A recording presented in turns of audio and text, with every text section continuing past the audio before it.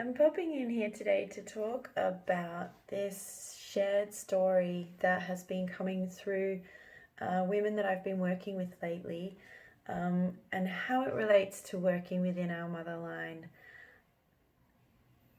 So many women experience this sense of shutting down their voice.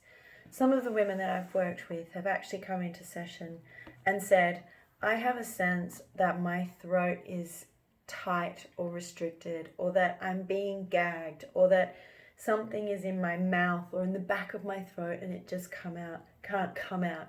Or they're coming in having actual physical symptoms of discomfort and kind of like sickness, but actually not having anything really diagnostically wrong with their throat.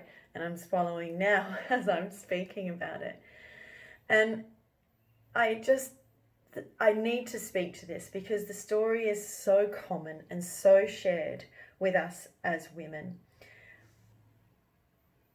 Oftentimes I see and observe and have experienced myself a shutting down of this voice that occurred very early on in life. It might have presented in a way whereby we actually don't speak at all. We just shut our mouths in a confronting or a really uncomfortable situation. We just decide it's better to say nothing. Maybe we overtalk and we start to speak things that are just sort of vomiting, diarrheaing out of our mouth that don't seem to be aligned while they're coming out, and they're just coming out so quickly. There's this sense inside of like, what am I even saying and why am I saying this? This is not in alignment with how my body is feeling. Or it might be a tendency to say yes when actually it's a whole body no. Or a tendency to say when my whole body is saying just get in there, just take part, just participate.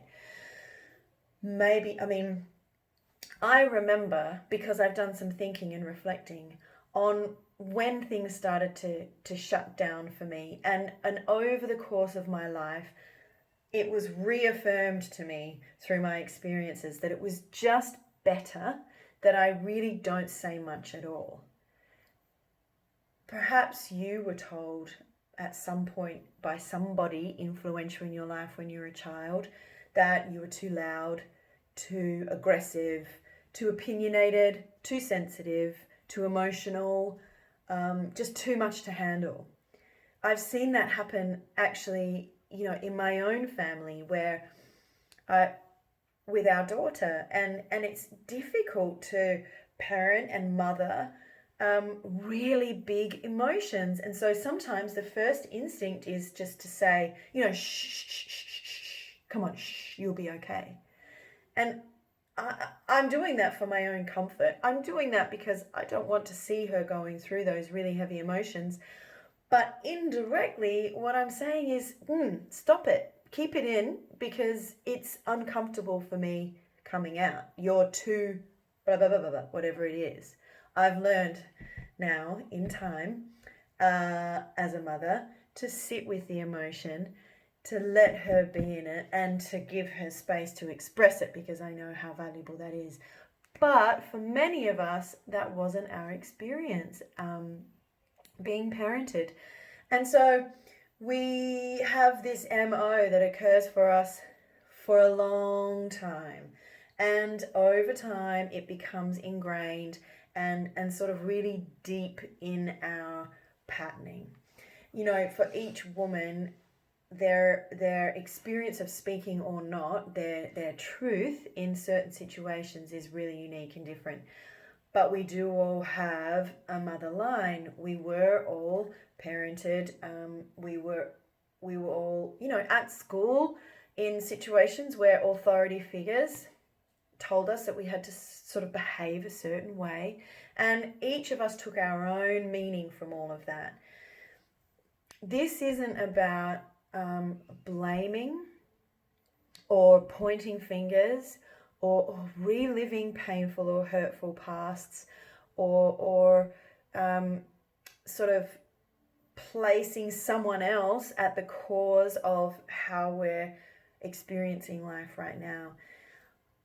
I believe that when we can take an objective view into what we experienced and start to unlock some of the stories that are woven into our mother line, then we can start to get some perspective, some understanding, some insight into perhaps ways that our mother, her mother, and other women around us, into the ways that they were behaving, into the thoughts that they were thinking, into the beliefs that they had around, in this case, their own voice and their own truth and their own value.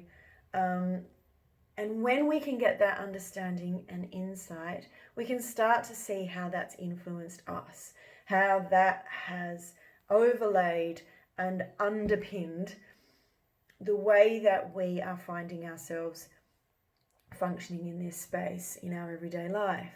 And then we can start to shift it. We can start to undo some of that patterning. We can start to release any energetic ties with the Reiki energy, especially that are still running through that lineage. And we can start to then create space for us to rewire our thinking and to re-establish our core beliefs so that then our behavior, our outward action can start to align with what we know to be true for me.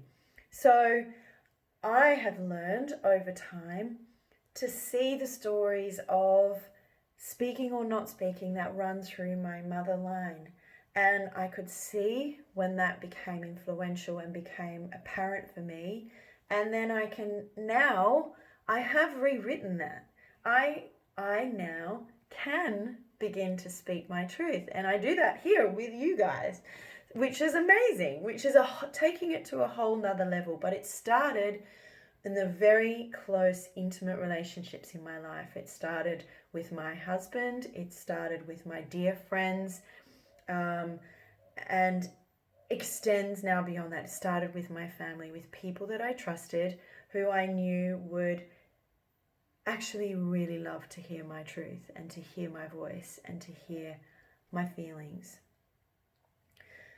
There's a whole nother layer to this, which is really important to me and seems to be coming up in more of my conversations and especially in session. And that is like collectively female kind seems to be going through this shifting. I don't know enough to talk about it to a really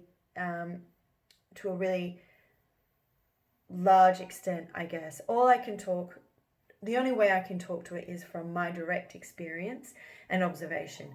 And I'm seeing and experiencing a lot of it at the moment. This move towards reconnecting with our feminine, our femininity, and with the womanhood of each other. There is this collective rising, to use that word, and it's being played out on many different stages. What I see is the intimate, personal playing out of it. This resting into my femininity and evaluating my masculine ways of functioning for what they are, bringing that into balance. So I could talk on that for hours, but I'm not going to. And I'm sure you are having your own experience of that in your world somewhere, somehow. But I did just want to give, a little bit of a longer chit chat, I suppose, about that, about honoring and making space for your authentic self and your voice.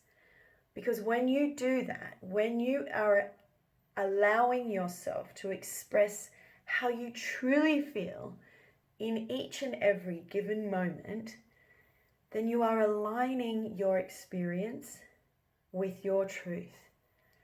And that can only be a better thing for you and your relationships and your life and your throat but also for the world.